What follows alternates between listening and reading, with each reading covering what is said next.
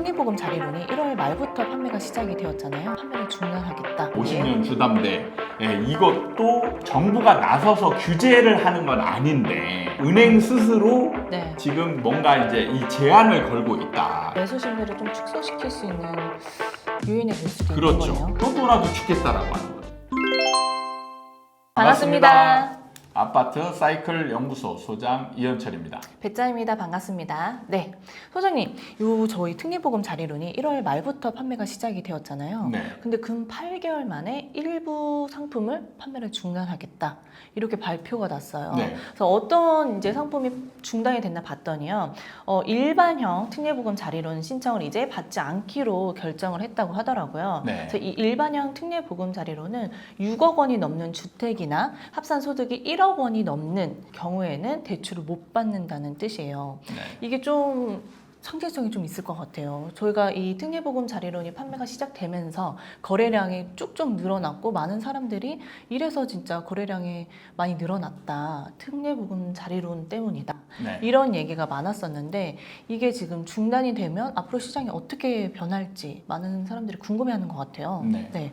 원래 이런 사실 특례보금자리론으로 이제 뭐랄까 영향이 시장에 이제 영향이 있냐 네. 원칙적으로 하면 사실 이런 대출의 일부 상품 그리고 특례보금자리론이 이제 팔리는 속도나 이런 걸 봤을 때는 제가 생각했던 것보다 굉장히 더뎠거든요. 네. 이 정도 인기조 보면은 한 두어 달, 세 달이면 다 팔릴 거라고 예상을 했었는데 맞아요. 상대적으로 지금 합산을 해보면 지금 한 35조 정도 이제 팔린 걸로 나오는 것 같더라고요. 그러면 한도를 소진한 것도 아니고 한 80% 정도 이제 소진이 됐단 말이에요. 네. 그런 걸로 보면은 그렇게 인기가 엄청 막 난리 났다. 뭐 이런 정도는 아닌 걸로 이제 평가가 되는데 네. 문제는 워낙 거래량이 이제 작았다 보니까 그렇죠. 네. 제가 대충 계산을 해봤어요. 네. 대충 계산을 해보면 서울 경기도 집 사고 하면은 네. 한 대략 이제 대출이 한 3억 정도 들어가겠다 이렇게 이제 예상할 수 있잖아요. 네. 그럼 그냥 계산하기 편하게 3.5억 정도 대출을 받았다. 네. 1인당. 네. 예, 이렇게 계산하면 35조면 한 10만 건 정도거든요. 10만 건. 대략적으로 10만 건 정도가 이제 이 특례보금자리론으로 팔렸다. 이렇게 예상할 수 있는 거예요. 네. 그러면 이게 7개월 동안의 누적 집계니까 그러면 한 달에 대략적으로 보면 한 14,000건 정도. 그러면 이제 이게 비중이 전체 거래량에서 비중이 얼마 정도 차지하나 이걸 이제 따져보면 올 평균 전국 거래량이 4만 건 정도 되더라고요. 전국으로요. 네. 그렇죠. 전국. 어차피 이 특례보금자리론은 지역 한정이 아니니까 전국으로 치자면 4만 5천, 4만 건 정도 되는데 그럼 14,000건의 비중이 이제 30% 정도 되는 거죠. 30% 정도 된다라는 거는 어떻게 보면 많다라고 할 수 있는 거예요.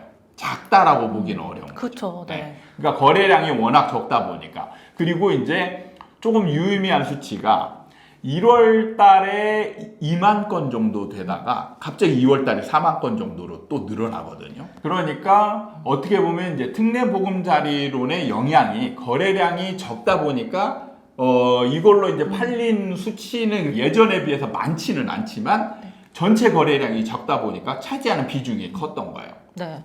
그럼 영향이 없다라고 볼 수는 없는 거죠.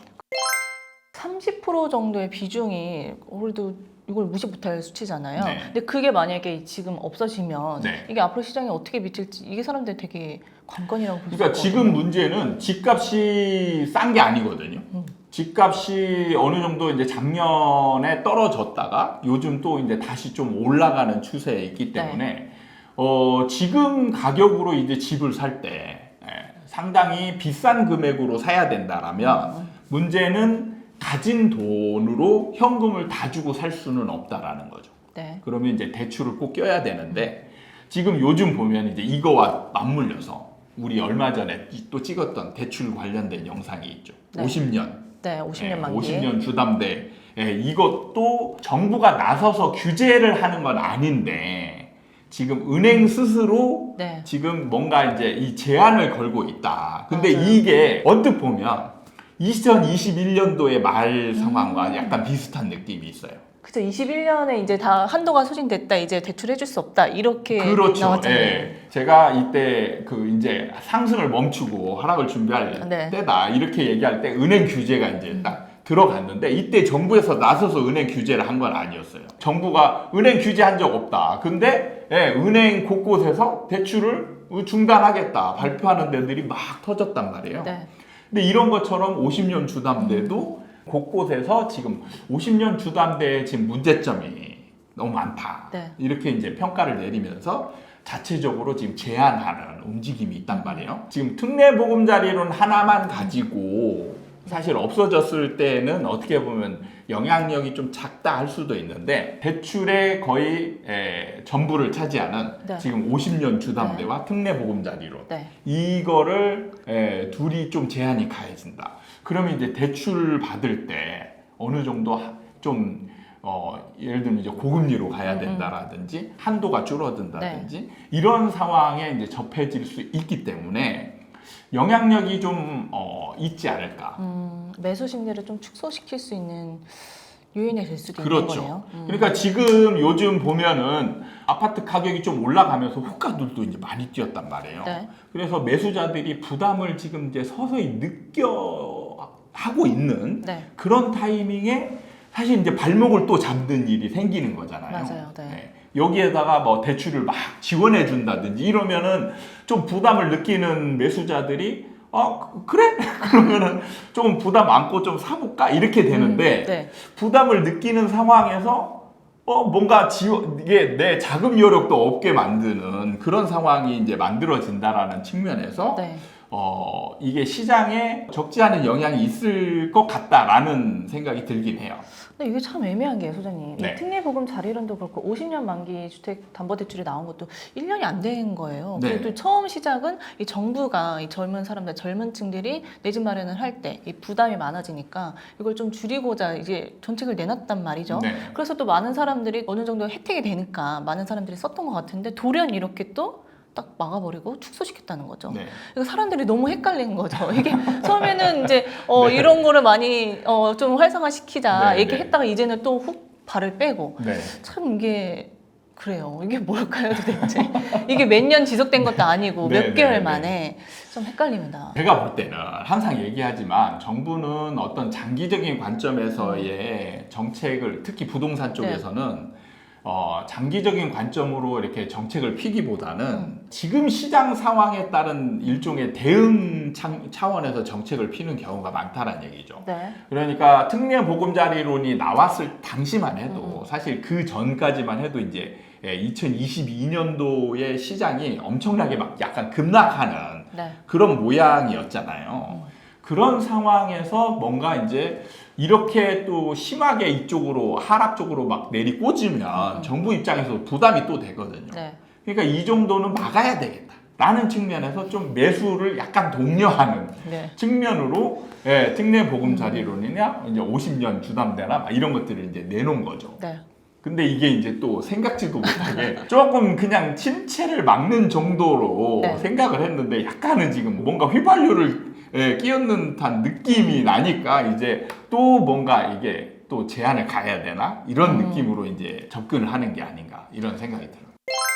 그러니까 저도 진짜 소장님 말씀드리기 너무 아쉬운 게 이 부동산이라는 사이클이 정말 좀 길잖아요. 그럼 어떤 정책보다 좀 장기적인 안목으로 좀 접근을 해야 될 것 같은데 네. 이 상황을 보고서 뭔가 되게 그러니까 강약 조절을 못한다 그래야 되나요? 네. 뭔가 너무 강하게만 하는 것 같아서 네. 좀 아쉬운 것 같아요. 이게. 근데 그게 제가 정부 입장을 좀 대변하자면 네. 어쩔 수 없어요. 사람들이 부동산에 대한 관심도나 네. 이 집중도가 다른 나라에 비해서 어마어마하게 높단 말이에요. 네. 그러니까 침체된다 싶으면 너도나도 죽겠다라고 하는 거죠. 죽겠다 하니까 정부는 진짜 죽는 건가 보다. 이러니까 조금 숨통은 트여줘야 되겠다. 이렇게 네. 해서 이제 해놓으면 그게 엄살이었던 거죠. 그러니까 또 제가 이제 아쉬운 측면은 정부가 시장에 대해서 정말 잘 알고 대응하느냐 여부도 이제 있거든요. 근데 그 부분에 있어서 보면은 항상 문재인 정부든 지금 이번 정부든 약간 비슷한 기조가 하나 있어요. 실거주는 도와준다. 네. 그래서 이제 청년들 같은 경우도 청년 우대주택이 뭐 이런 것들이 막 나오잖아요. 네. 그러니까 제가 이제 항상 실거주는 일도 없다. 네, 실거주도 투기 관점으로 접근한다. 이런 거를 제가 강조하는데 네. 정부는 사실 이걸 약간 간과하고 있는 측면이 있는 거예요. 그래서 우대형은 지금 남겨둔 거잖아요. 약간 그렇죠. 그런 측면이 있는 거네요. 그런 거죠. 그러니까 항상 정책이 약간 냄비처럼 막 이렇게 냈다가 없앴다가 이렇게 할 수 있는 게 뭔가 침체되면은 그래도 실거주는 되지 않나 이런 이제 명분이 있는 거죠. 예, 그래서 그런 의무감이나 이런 걸로 정책을 해줬더니 그 사람들이 투기 바람을 일으키는 거예요. 그러니까 관점을 좀 새롭게 정립할 필요가 있다. 그러니까 우리나라에서 실거주를 자꾸 우대하면 안 된다. 오늘은 특례보금 자리로 이제 일부 상품을 판매 중단하겠다라는 내용을 좀 살펴봤어요. 이게 이제 9월달 말까지 이제 판매를 하고 9월 27일부터는 이제 중단을 하니까 그 이후에 거래량이나 이런 게 어떻게 변하는지도 한번 살펴보면 아마 이제 이렇게 본다라면 없어지기 전까지 열심히 이제 또 사들이는 사람이 생기겠죠. 맞아요. 이미 오늘 뉴스에도 마지막 차 타겠다. 사람들이 은행에 뛰어가겠다. 이런 글귀를 제가 본 것 같아요. 네. 당분간 거래량이 또 다시 늘 수도 있는 그런 상황이 이제 오지 않을까. 이런 생각이 됩니다. 알겠습니다. 오늘은 이렇게 마무리하도록 하겠습니다. 네. 도움이 되셨다면 구독과 좋아요 부탁드리고요. 다음에 또 찾아뵙도록 하겠습니다 감사합니다.